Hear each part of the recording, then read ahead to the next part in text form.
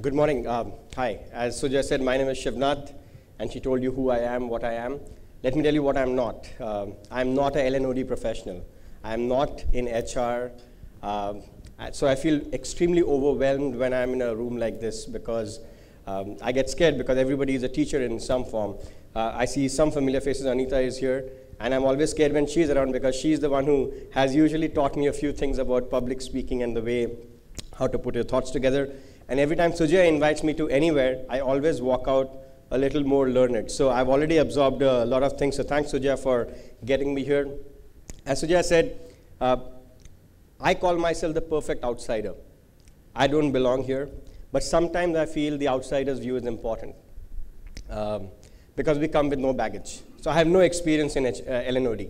I'm not an HR guy, but I love HR because they are right below my floor, and I spend a lot of time on their floor. And of course, they have all the good-looking women, so that's one of the reasons I'm usually there. Having no legacy is important, I think, and the topic I've been given today has a lot to do with legacy. I'll come to that in just a bit. But I heard a lot of interesting concepts structured into theory, and I loved your talk, and I think I really need to spend some time with you to train my brain. Soren, also the kind of things that he talked about. I heard the use of the word character from Mr. DeCosta. So a lot of things that I will say will only give you a real-life example. I come from the news world.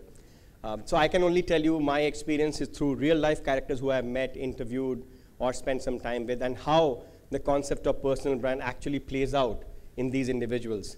To you, because you are the more learned, to you it might seem that there is some theory to it. To me, it is real-life experience. So I'll just come to that. The three words that have been used, power of building a personal brand, the power word is missing, but that's okay. So we'll leave the word out called building, and we'll focus on the words power, personal, and brand. There are many definitions to the word brand in this world, and I learned that when I walked into the corporate world. So that was also a new world for me, the corporate world, after doing 15 years of true journalism. I've done only journalism in my life, and then I came into brand. The definition of brand I like to use. There are many definitions of it. To me, the best definition of brand is like an insurance policy. What your brand is, who you are, will actually play out in the future. Brand has no relevance de facto right then. It is more of a, in economics terms, it's more of a flow concept. It is not a stock concept. So if you relate to that. Tata's great example. Their brand is actually insuring them against whatever good deeds or bad deeds they are doing. There are many such examples. So I like to use the word insurance as the best definition of a brand. Personal, I'm assuming Sujay wanted me to disconnect the institutional from the individual, so we are talking about individuals right now in the space of brand. So personal brand, Sujay is a brand, you're a brand, you're a brand. Each of us have some element of a personal brand, and do not lie to me when you say that you've not done a search on Google for your name. And I'm sure each one of you has done some search on Google about your name to see, am I being tagged? Am I being tracked? Are people following me? LinkedIn, how many people have viewed me in the last 5 days? So you all are personal brands in your own right, and you obviously like that rub-off of being a personal brand. The third word is power. I get a bit uncomfortable with that word, especially coming from media, because media has too much power right now, right? And power is a bit, it can have negative connotations, depending on who you are, how you use the word power. But the fact is, when you become a personal brand, you do get power. I will not name Arnab Goswami, but I have just now. So he's a great personal brand. He has a lot of power. How he uses it depends on your understanding of news or your concept of assimilating what he says. Is he giving news? Is he giving views? But the fact is, he has the power of influencing your thought. And I feel every individual in this room may or may not have the ability to distinguish between what is being given as news versus what is being given as views, but that does not matter. He has been able to use the power of his personal brand to influence your 9 o'clock schedule every night. You can get entertained, you can get informed, depending on how you see news. But those are the 3 basic things about the power of personal brand, the way I look at it. Why did I leave out building? Because I'm not a trainer. I'm not Suhail Seth. I cannot tell you by buying his book how you become a personal brand. So I cannot train you on that. But having said that, the first attribute which I find of a personal brand is the word called legacy. It's something which we get, something which carries over generations. And it's a great example. He has everything, maybe not, but he has legacy. The word Gandhi has made him a personal brand. Is he successful? Yes, no? Raise of hands, yes, he's successful as a personal brand. You think he's successful? 2 people out of a room of 70 think, so I guess he's not successful.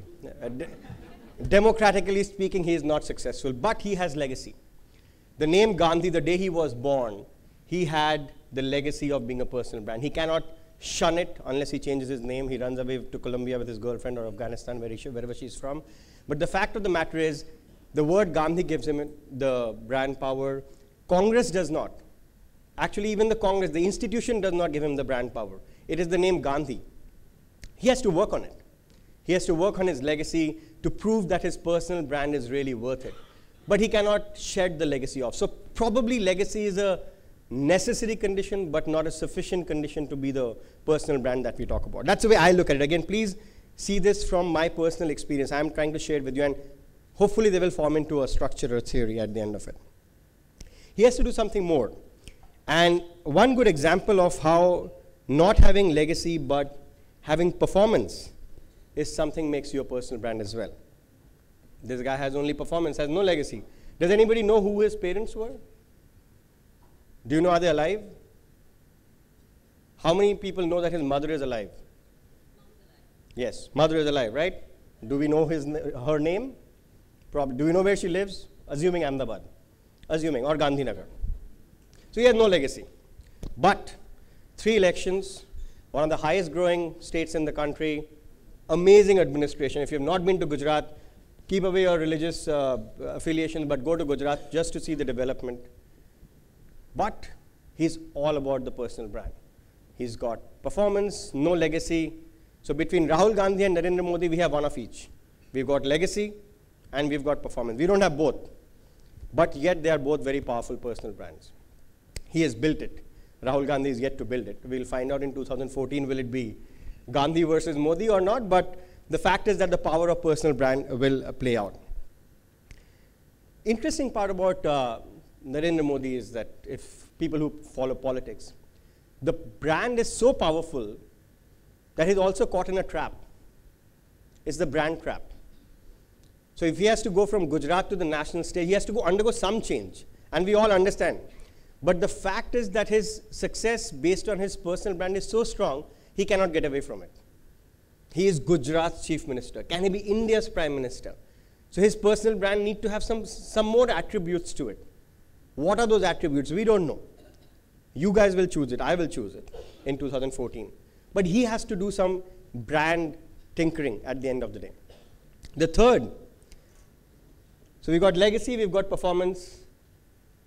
I'm assuming everybody knows who he is.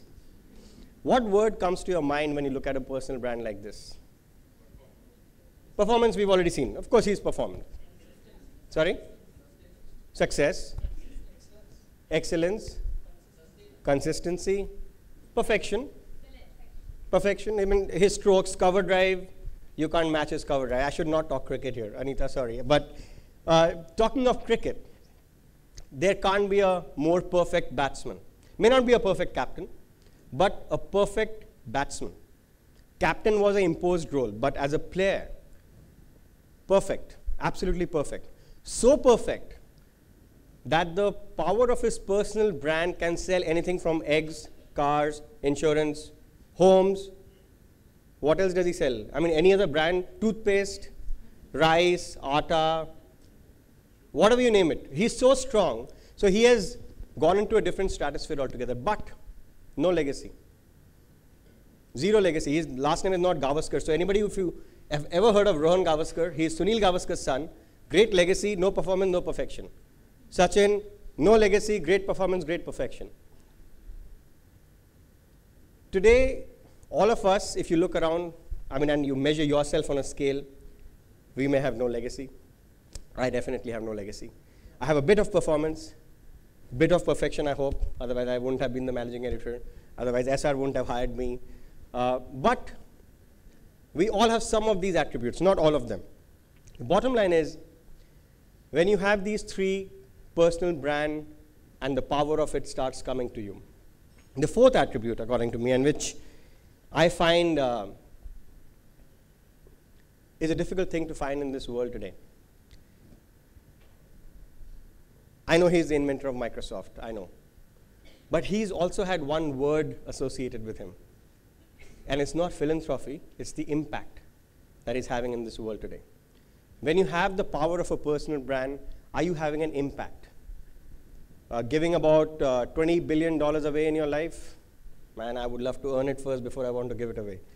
But the fact, what triggers that? And I heard him talk about what drives us. Is it the billion, the next billion? Last night I was at a dinner, and people were talking about an individual who I will cite later in my talk. What drives after a million? So this guy was saying, so what do you think drove him after the first million? I said, the second million. He said, no, he wanted to get to the billionaires club. He said, I got very bored of being called, I'm a part of the millionaires club, so I wanted to be a part of the billionaires club. So then somebody who does not have the million or the billion said, so what does he eat at night? A pasta, maybe a pasta with some truffle oil, which is extremely expensive, with some expensive mushroom. He said, no, it doesn't matter. He doesn't eat at night. He only has a soup. I said, so why does he earn a million and then a billion? The power of having the ability to being called a part of the billionaires club. But zero impact. This guy did everything. No legacy. Nobody knows who Mr. Gates Sr. was. I think we know, but we don't really remember. Great performer, perfected the art of dumping his software onto our computers even when we didn't want it. Performance, perfection, but at the end of the day, impact. If you look at any study today, from a HIV perspective, the Bill and Melinda Gates Foundation has had a tremendous impact on this world, actually so much so that the data shows that it's coming down. The rate of infection is coming down across the world, primarily because of the kind of work this institution has been doing. I don't know what triggers people to do that, but when the power of your personal brand can allow you to have an impact in today's day and age, I think that's when the whole truth unfolds. But are these enough? So let's go beyond my real life experience and see what it is. By the way, India is also a great example of that, right? Part legacy, part performance, part perfection, part impact, but a great brand. So it's a country brand. We will leave it at that. Oops. Can you get to that figure? Yeah. So who do we recognize in this figure? Two very personal, very strong personal brands. Okay, so we'll leave Oprah out because I'm not talking TV today. So I promise Sujasa we'll not talk television today. So the guy you see in the picture has been in the news for all the right and the wrong reasons. So what is the word that comes to your mind when you see Lance Armstrong today? One word. Sorry? Selfish, okay. Cheat, huh? Lying. You did say lying? Sad, okay. That is your expression about him, but any other word? Dope, very good. Survive, really? Yeah, well, he survived the world despite his lies. So from a personal brand point of view, the way I look at it, again, from a news prism, if I look at it, what did he not tell the world? Who said truth? So he did not tell the truth. Or never, maybe. The fact is, there is a counterexample to explain the attribute that I want to talk about, truth. It's a very fuzzy word. Are you 100% truthful? We are told you cannot be 100% truthful. You have to have some convenient lies. But at the end of the day, truth and the concept of personal brand, to me and to the kind of people I've seen in this world, is so, so critical. Why is it important? And there are many definitions of truth, right? Actually, if Adil would have been here, I would have quoted this example, but let me in any case quote it in absentia. If you ever have an argument with Adil about, are you corrupt? He will say, are you 100% corrupt or 80% corrupt? So how many people have bribed a traffic cop at a signal? Be truthful. Are we corrupt? Do you call yourself corrupt? Partly. So there's a concept of part truth, part being corrupt. But the fact is, when you become a personal brand, you're a little more careful, right? Today, if you were the CEO of a big bank and you were caught on the street, would you like to pay the bribe? And what if the cop turned around and clicked a picture of you paying a bribe and tweeted it out? You'll be very scared, because that is a truth you cannot handle. But Lance Armstrong thought he could handle the kind of truth that he was getting into. Oh my God, I've already spoken. See, I tell you, TV anchors, they just go on blabbering. So I'm already covering mine. So truth is a critical element to me. And why is it important? Because real life marketing will tell you now that the world and era of spin doctoring is ending. So there's a website I would encourage you to go visit called spinsucks.com. Okay? And because in today's day and age, you can no longer spin doctor. It's true not just for the individual brand, but also for the institutional brand. Just try spin doctoring, try hiding facts, and try to do this fancy schmancy advertising, great brand logos, great colors, and if it is not based on truth, it will catch up. It is catching up already. So era of spin doctoring has ended. So if you're a personal brand, you have to be careful about how personal brands play out in the era of less truth. Why is it happening? Have you heard of Rajat Gupta? What did he do? He did not tell the truth, I know that. But what did he do which got him caught? No, what did he do? What act got him caught? He made a phone call. Did he ever think, by the way, he was not supposed to use that phone. He had another phone for Rajaratnam, but he was so excited to tell him the information about Goldman Sachs buying into a company, he used the phone which was being tracked. So in today's digital age, you all are leaving digital imprints in the world. And if you are not careful about the truth that you can manage to maneuver like Lance Armstrong thought he could do for 20 years with Livestrong and everything else, it will catch up. So everybody has a cell phone. Everybody is tweeting. Everybody is on Facebook. Everybody is on LinkedIn. Everybody is connected. Tell one lie, it will catch up with you. Rajat Gupta is just the beginning. Technologies will force you to tell the truth, right? It will bring transparency. Truth is, as I said, is a very difficult topic, and I'm told Rajeshwar is going to speak on ethos imperatives. So I'm assuming some element of ethics, ethos, everything will come in. But how does truth happen? Personal values. Who teaches us personal values? Not a L&OD class. I've already tweeted one thing which Mr. DeCosta said about character is something you do when nobody is watching. I find truth is like that. You have to be comfortable with what you can manage in the outside world. Personal values is something which I've seen evolve in a lot of people, politicians especially.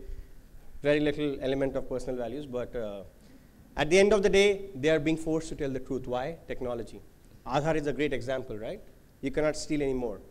Just a parting shot, institutions. Where does it relate to institutions? Can institutions run away from the truth? Can you as your personal brand be distant from the institution's truth? It is up to you. I'm not saying there's a perfect answer. If your institution is not based on truth and you're uncomfortable, you'll exit. So the power of your personal brand, the day it starts getting diminished because you cannot handle the truth that the institution does not tell, you will try to withdraw from that. If you're comfortable, great. But institutions in today's day and age, companies especially in India, if they are not telling the truth, they will all perish, just like the way a personal brand and its power will perish. Thank you.